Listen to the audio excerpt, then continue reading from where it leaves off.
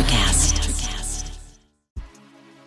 There's a change happening in the way we live, the way we work, the way we spend our money and make our decisions. We are evolving to be more conscious in our actions in a way that serves the world and makes it a better place. Welcome to the Ethical Evolution.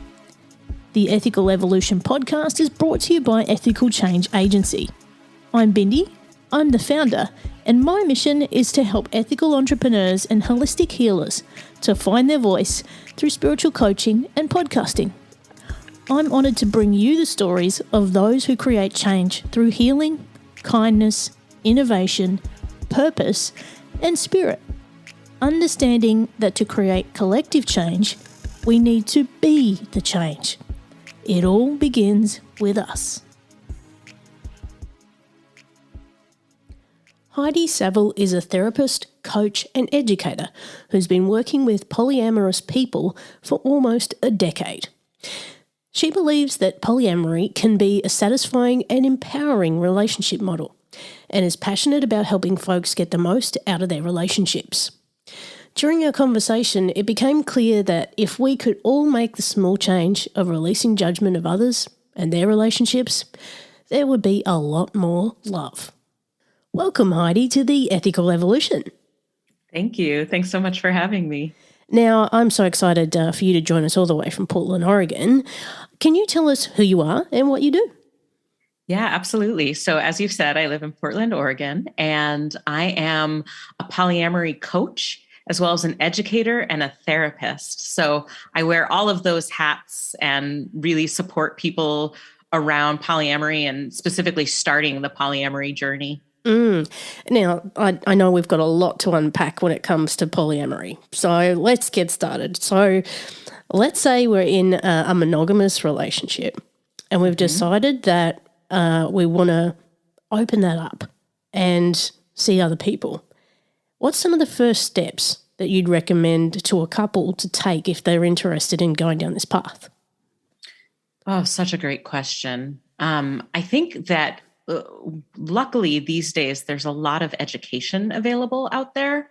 And so I would recommend folks get started with some either reading or listening to podcasts or checking out articles online. There's so much to learn. And I really think that starting from a place of education can be really supportive, especially in protecting that pre-existing relationship, because there's a lot of really common beginner mistakes that folks can avoid with just a little bit of education and a bit of a grounding in the philosophy and the practice before getting started. So for you, you're also experienced in this area too, right? You're not just preaching it, you actually live it, right? That is true. Yes, I do. So can you tell us a bit more about your polyamory journey? Yeah, absolutely. So it was about 10 years ago now, and I had just gotten married. And in the lead up to my marriage, my partner at the time and I spent a lot of time just talking about, like, what does marriage mean? What are we doing here? What do we believe? What are our values? And in doing that, we talked about it a little before, but particularly after the wedding, we really discovered that for both of us, monogamy wasn't a very important value to us. Commitment was, emotional engagement and intimacy, connection.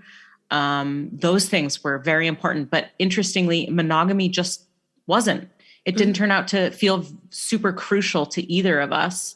And so from there, we really started playing around with what non-monogamy means and what it could look like. And I think our path is fairly common, though not everyone starts this way. We started more looking at kind of like swinging and like sexual non-monogamy is where we started. And we had a few experiences with people we knew, people we didn't know. We went to a few like sex clubs. And what I quickly discovered was, for me, I don't enjoy having sex with strangers. There's just a lot that's missing there that I really was craving, specifically connection, emotional intimacy, and knowing someone. So from there, we looked at, okay, well, what does that mean? What does that look like? And we discovered, we had heard of polyamory, but we really started looking at it a little deeper. And I read some books. We found a local discussion group that discussed issues related to open relationships and specifically to polyamory. We started attending that once or twice a week to just listen and learn. And after doing that for a few months, from there, we kind of took our tentative first steps to open our relationship beyond just the physical and really into forming romantic connections with other folks. And did you do that together or separately apart? Which part? In bringing someone else into your relationship? We did it separately. Mm-hmm. So we decided to date separately. It is I'm so glad you brought that up because it's one of the common misconceptions and one of the common mistakes people make is to assume that it will be easier to bring someone into a pre-existing relationship. So for a triad where you bring someone in and date them together, that is possible. And there are people who do that very successfully. And that is actually one of the more complex and harder ways to do polyamory. And so it's really not recommended for beginners. The other reason why it can be so fraught for folks who are newer is that it takes a lot of skill and practice to be able to do that without treating that third person very poorly. And so, what often happens, or is kind of the trope that people in polyamory often think of and are very wary when it's a newer couple coming in looking to add a third, is what they say. And what often happens is that couple will kind of claim privilege, like, well, this is our relationship and we're letting you in as a guest, but you're not really an equal. You've got to follow our rules. You've got to like us both equally. You can't date, you have to date us together. And that puts a really heavy burden on that third person. And in some ways, this can be quite unfair to them and doesn't quite treat them as an autonomous individual who, might want to form connections with both those people as individuals rather than just them as a unit. Yeah, that's a tricky triangle there, isn't it? And we're so conditioned in society to have monogamy in our relationships, and there's almost this shame or this stigma around it if you have an open relationship and you do explore things like non-monogamy. How do you deal with if you're in that primary relationship and you're dating one or multiple other people on the side, how do you deal with the jealousy that can come up from that? Yeah, I'm so glad you brought this up. There's so many layers to what you just said that I want to touch on. Yeah. So, starting with it, I think the first thing you said I want to touch on, you said that we're so conditioned for monogamy. And I think that is so true. I spend so much time talking to my clients about this.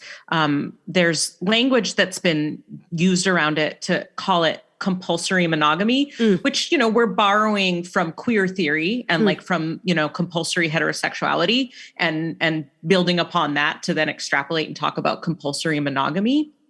But compulsory monogamy is the idea that the expectation that is put on all of us that having a long-term monogamous relationship is the marker of success, of maturity, of being a real adult, all of these assumptions that get put on people. And anyone who wants anything different is treated as deviant or suspicious or somehow wrong. And this is such an important thing for folks who are newer to polyamory to unpack, because we've all been conditioned into what I call monogamy mindset, which is thinking that, I've got to be the best. I've got to be the most special. If my partner wants something other than me, that must mean I am flawed in some way or I am less than. When we really break that down and examine it, there's it's an assumption. It's something that's been handed to us. That's not necessarily true. And yet we're given it as this absolute truth. Your partner should be everything to you. They should meet all your needs. I mean, these things that are deeply unrealistic, and I think actually harm monogamous people as much as they harm polyamorous people, because it just puts this unfair expectation on folks. And so when we start to break down that conditioning, we're moving away from this monogamous paradigm that tells us love is a zero-sum game. There is only so much love to go around. And so if you love someone else, that means you love me less. I am losing out on something if you love someone else in addition to me. And so that is a part of how we address jealousy, is really looking at what are some of these assumptions that are baked in that maybe we need to unpack. And maybe there are different beliefs. Like, what if we really look at our own values, each of us, what really reflects our beliefs about love, about connection, about community, about acceptance? And can we form our own beliefs that weren't the ones that were just handed to us by default, but that make more sense for us, given our lived experience and our desired experience moving forward. And it's really, you'd have to have a very clear mindset when you look at this, because you have to be very strong about yourself and your relationship before you start to wander beyond that, because that's where you can start to have problems like, if your partner's off dating someone else and you haven't dealt with what the boundaries and the rules are in your relationship for both of you, that's where things can start to fall apart, right? I mean, it's one of the many places things can start to fall apart for sure. Yeah. I mean, so I run an 8-week program for folks who are newer to polyamory. And the very first week, we talk about like values. What's your why? Why are you doing this? Why is this important to you? And that's something you can come back to and you can ground in when things get hard. And in terms of rules and boundaries, I spent a whole week on this in my group, but like there is a lot to unpack even around that. So I think that, there's rules, there's boundaries, and there's agreements. And I think it's really important to differentiate between the three, because they all three do different things and have different roles. So boundaries often get used interchangeably with rules, but boundaries are actually my own limits that I set up for myself and the steps that I will take to make sure that those limits are respected. So it's not about you. It's not saying you can do this or that, or you can't do this or that. It's about saying, here's what I'm okay with. And if I receive treatment from you that is outside of what I've shared with you is my boundary and I'm okay with, I'm going to take steps to take care of myself. That may mean I leave the conversation. That may mean I take space. That may mean I leave the relationship. It may mean there's certain ways that we no longer engage because I have taken steps to take care of myself. So boundaries are focused on me, not the other person. With rules are something that I see backfire a lot, because rules are kind of dictates, right? Like, here's what you're allowed to do. Here's what you're not allowed to do. And it can lead to the person who the rules are being put on can feel really restricted and controlled, and it can kind of threaten their autonomy. And for a lot of folks, autonomy is a strong value that draws them to polyamory. And so I tend to really encourage folks to make agreements rather than rules. And the difference is rules are kind of dictates, like, this is how it is. This cannot ever be broken. And there's really no recourse if it is broken. Whereas with agreements are things that are negotiated. Let's sit down. Let's talk about what you want. Let's talk about what I want. Let's talk about what our limits are. And let's negotiate what our relationship agreements are, what makes sense for us. And so another difference between rules is agreements require the buy-in of both people, and they can be renegotiated at any time. So if someone's bumping up against that agreement, they can come to their partner and say, I'm not sure this agreement is totally working for me anymore. Can we sit down and renegotiate this? And that's it, is being flexible and understanding that as you evolve, the relationships around you evolve too. Yeah, absolutely. Yes. Now, polyamory or open relationships, let's just use that term for a second, are becoming a little more mainstream than they used to be. We're hearing more about it in the media, and more recently, probably in a high-profile kind of setting, Will Smith and Jada Pinkett Smith are quite open about their open relationship and how they manage their relationship. I was reading something about what they have said previously in the media, and basically, if he wants to go and have sex with someone else, she has to give him permission to do that. And that's pretty much how they manage it in their relationship. Do you see that kind of thing a lot? I mean, I think that so when you say that kind of thing a lot, you mean like permission needs to be granted? Mm. Yeah, I don't see that always working out so well in polyamory. Like I said, I think part of the piece of polyamory is the autonomy piece and respecting each individual's autonomy and, allowing each person to make choices. Now, not everyone does it this way. There are people who seek permission before they can do things. That I've seen that lead to a lot of resentment at times and people feeling constricted. And then, especially, I mean, maybe that works if it's an open relationship where it's just sexual and we're not talking about also romance and love and deeper connections.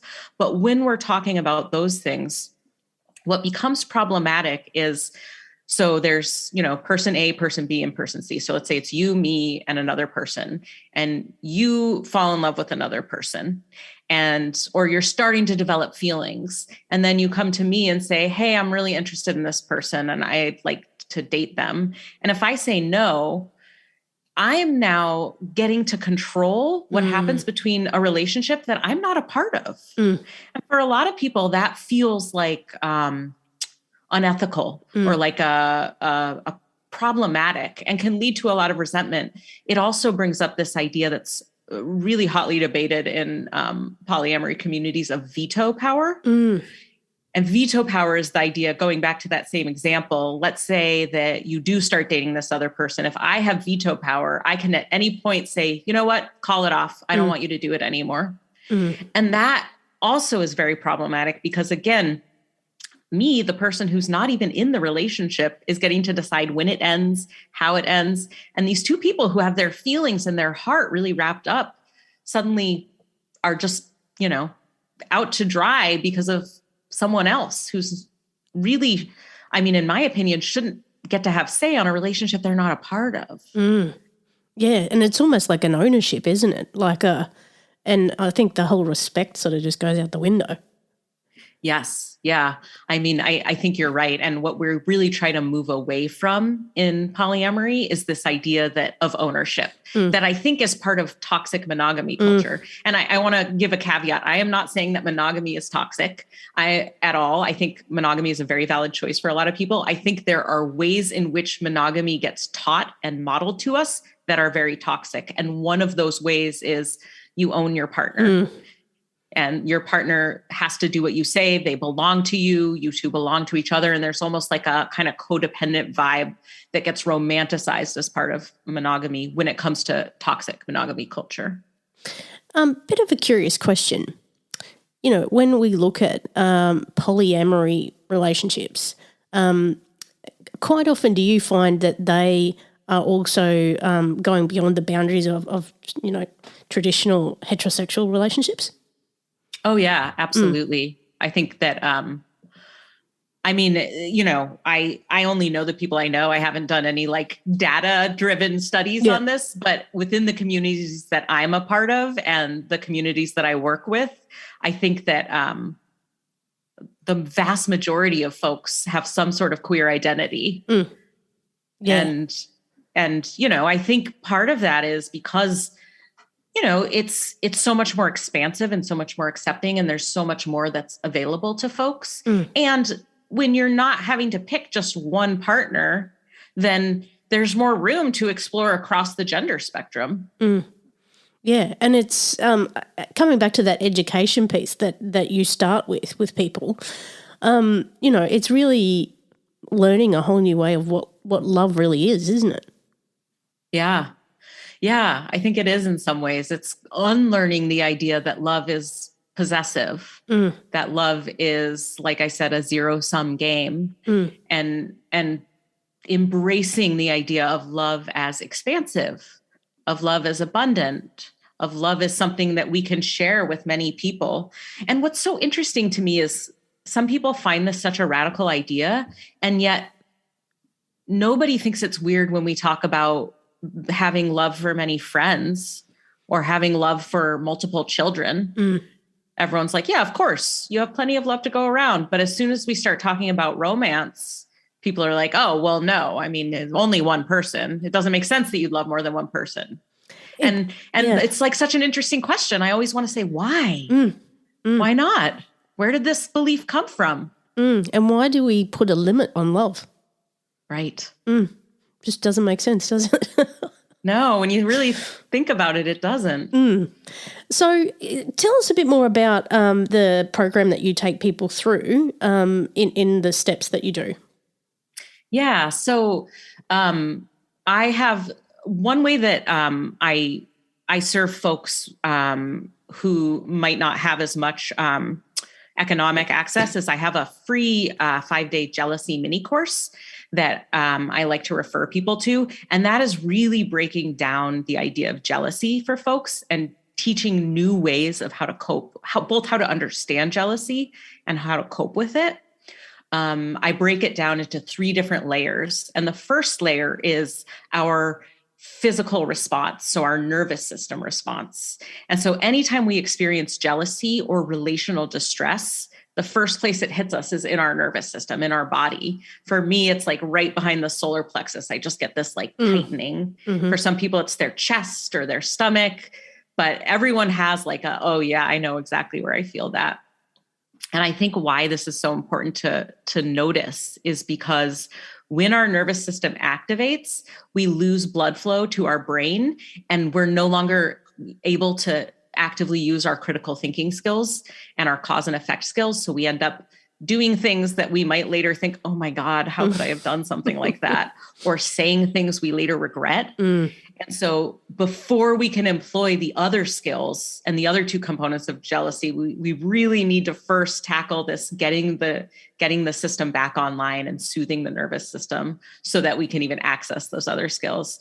So, and I talk in the course about some different ways to kind of soothe and bring your nervous system and your brain back online. And then the second one is really looking at our thoughts. So when we experience something like jealousy, we have all kinds of thoughts. This person doesn't love me anymore. They've forgotten all about me. They're going to run away with this other person. They're ignoring me, whatever it is. And, I love the phrase that says, don't believe everything you think. And I think that's so true because so many of our thoughts are based on negative assumptions, negative self-beliefs, things we've been told that may not actually line up with reality. And especially when we're in that activated nervous system state, those negative thoughts we can run away with them. So the second part is really recognizing those thoughts and learning how to gently challenge them and start to replace them with more realistic or reasonable or grounded thoughts. And then the very final one, the third one, is about emotions. So the idea that jealousy is actually a blanket term that talks about a whole spectrum of emotions. It could be anger, it could be hurt, it could be fear, it could be threat. And so really kind of refining our idea of what am I really feeling? What is truly coming up for me right now? And once we can get a little more nuanced with it, we can both attend to our feelings and decide what it is I want to do about those feelings. Because I think such a big difference in how polyamorous people deal with jealousy is that jealousy is the beginning of the conversation. It's not the end of the conversation. It's not, I'm jealous, so stop doing that thing that makes me jealous. Instead, it's, I'm jealous. Let me get curious about what's bringing this feeling up for me. Do I have needs that aren't being met? Are there old beliefs that are coming up for me? Is this monogamy mindset getting in the way? Or is there a way I do feel like I'm not being considered by my partner and I'd like to make a concrete request about getting something different from them?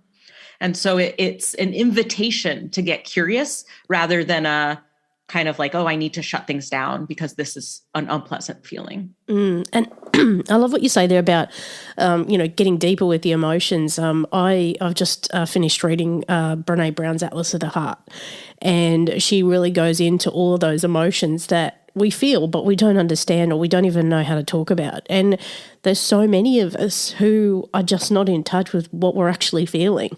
We've not been educated to know what those feelings are, or even to be able to talk about them or identify them. And quite often, again, like you've said, we use a blanket term which can mean something completely different than what we're actually experiencing. And when we just stop and we look at, okay, well, what actually is this? And then look at what the trigger is, we can actually change our whole reaction to the way we operate in the world. Yeah. Yeah, that's so true. It's so powerful Yeah. how that kind of awareness can be the beginning of some powerful change. Yeah, and self-awareness just alone, not even in a relationship, my God, you can change your life. But yeah, no doubt you probably work with so many people who can't find the word for that feeling or know what it is. Yes, that's so true. And one of the weeks in my longer course, one of the weeks we actually, as part of it, we go through a feelings list and actually practice, like, what are the feelings coming up for you? I mean, it sounds silly, but sometimes it's very profound to think, what are the actual feelings when I dig deeper instead of just, I'm mad. Like, okay, yeah, mad is a feeling. What else? What else is coming up for you? And really also, this one's such a like light bulb moment for folks sometimes, is like, digging into the feelings that are more than an interpretation of what someone else is doing. So instead of saying, I feel ignored or I feel rejected, because that's not an actual feeling, right? That doesn't describe an emotional state. That describes an interpretation of what someone else is doing to us. And so digging deeper and saying, okay, so you're feeling rejected. What deeper feeling comes up for you when you feel rejected? What's underneath that? Let's dig a little deeper. And that can be really powerful work. Yeah, and just doing that work on yourself, it can help you not only in your own relationship with yourself, but with others. I think, that in itself is just something that we all need to do. And I reckon this is where we need to get back to education as children. Like kids just don't know what they're feeling, what's going on with them. And we need to get in a bit earlier so that we don't end up at 40 and go, I don't know what's going on. Yeah, absolutely. Because I think a lot of adults truly don't know that kind of thing yet. I mean, a lot of the folks I work with, the next thing after we identify feelings, we do a piece in the course where we look at what are the needs and can you link those needs to concrete requests. And so many times when I bring up the needs list with people, it actually moves people to tears because they look at that list and think, I'm not even in touch with what I need. I haven't really ever thought about it this way. And that is so powerful. Yeah, exactly. And even in relationships, they don't communicate what those needs are, and then they wonder why they have arguments or things fall apart. Right. But it's actually quite a honed skill to be able to unpack your feeling, get to the need, and then from there be able to make a concrete request of your partner. Like that is a learned skill. And if we're never taught it, then of course we don't know how to do it. Yeah, I think we need to change education and just have a relationships 101 in there or something, Oh, I love that idea.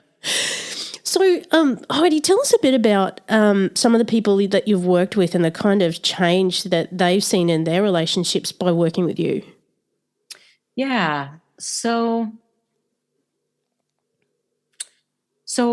let's see. I want to anonymize this so I don't end up talking about anyone specific. But I've worked with someone who came in a place of feeling like, okay, I'm doing this polyamory thing. My partner is really gung-ho on this and I'm really struggling. I'm not sure I want to do this. It's too hard.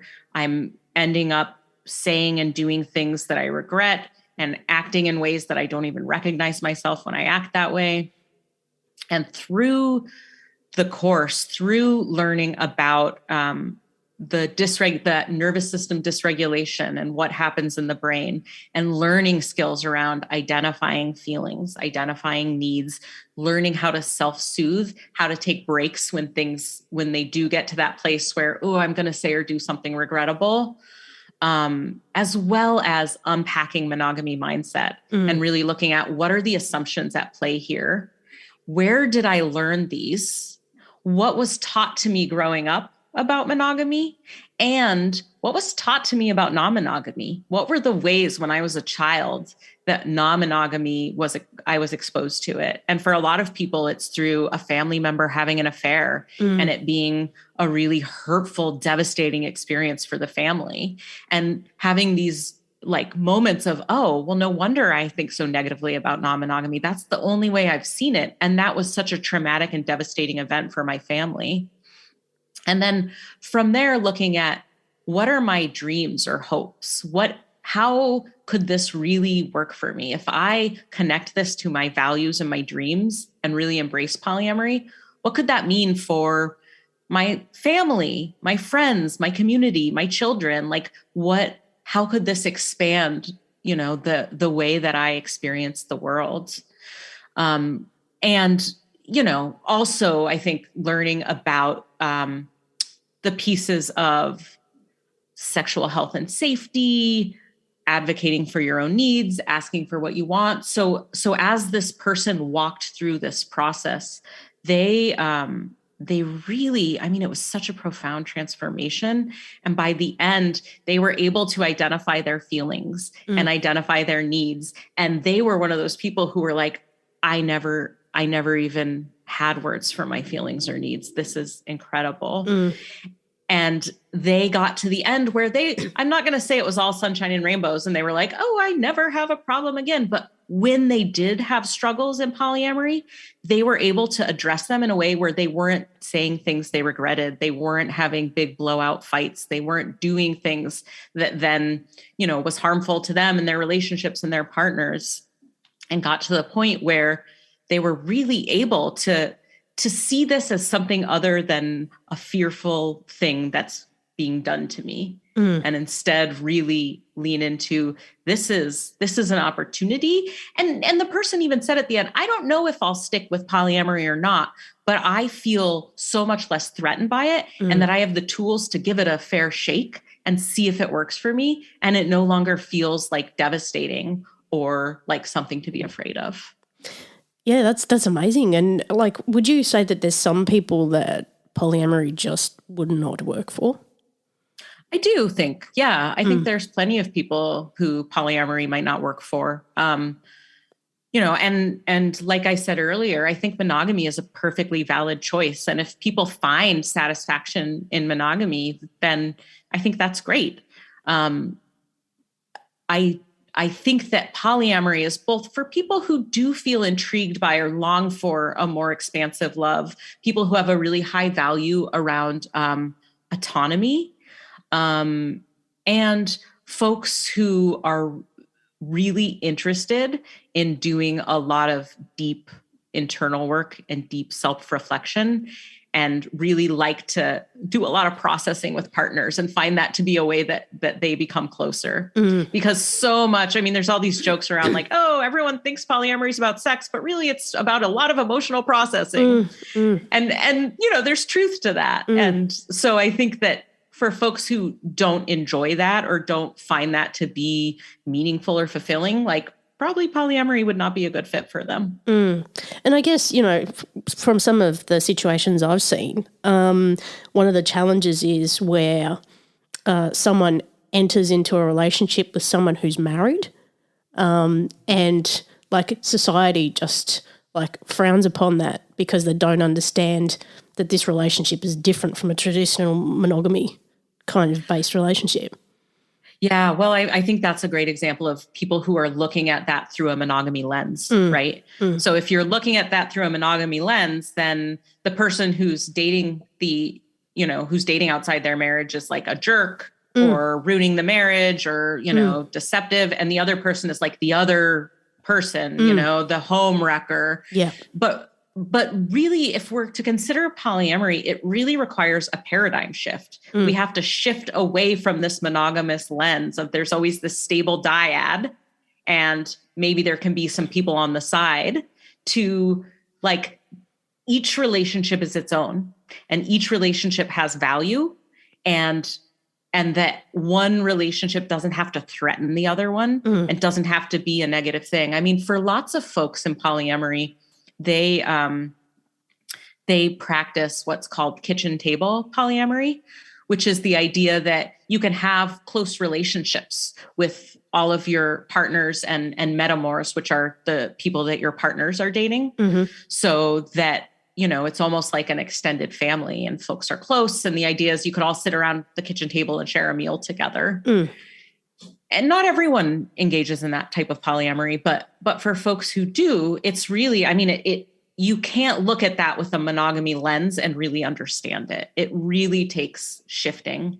And I think the other thing you're speaking to is just the stigma that is faced by folks. And that is very real. I mean, I experienced that myself.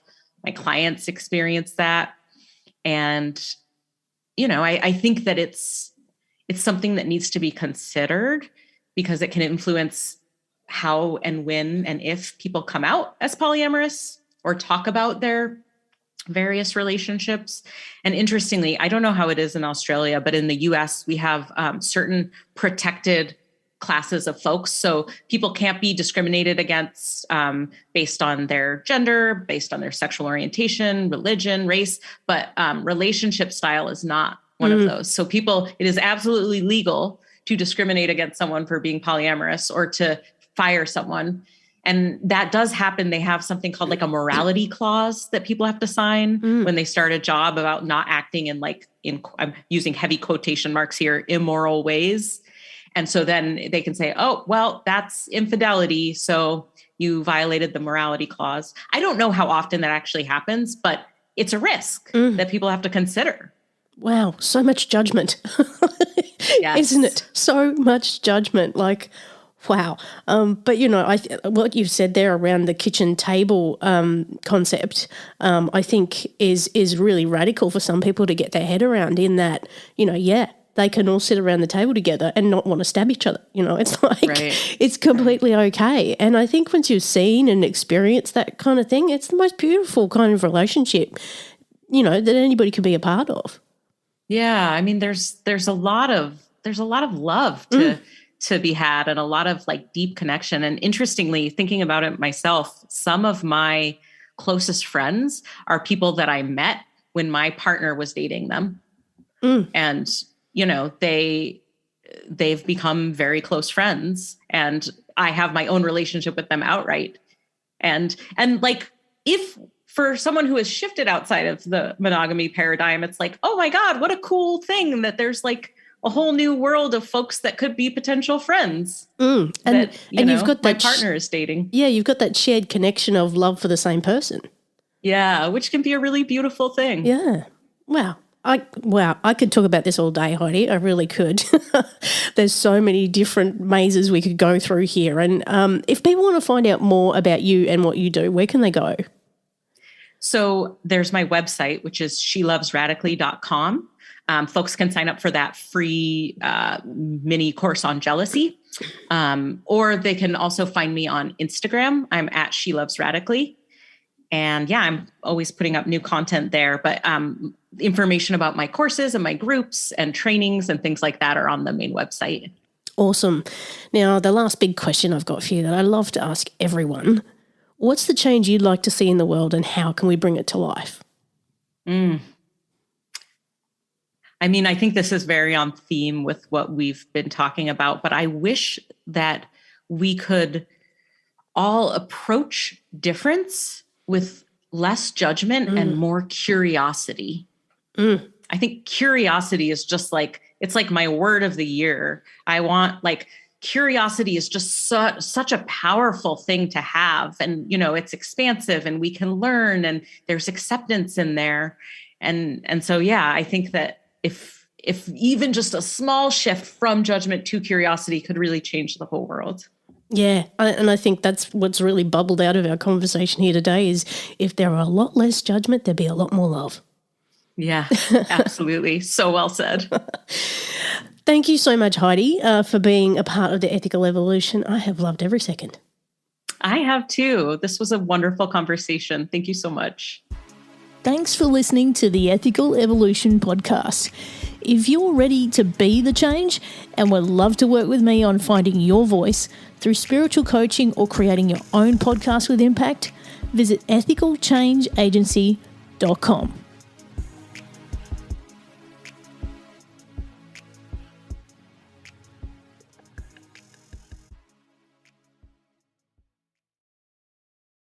Miles, are you ready to record our promo for Season 2 of the Wanna Bet podcast? David, have you ever seen a grown man naked? Miles, we're not here to quote lines from Airplane. We're here to tell people that Season 2 starts August 18th.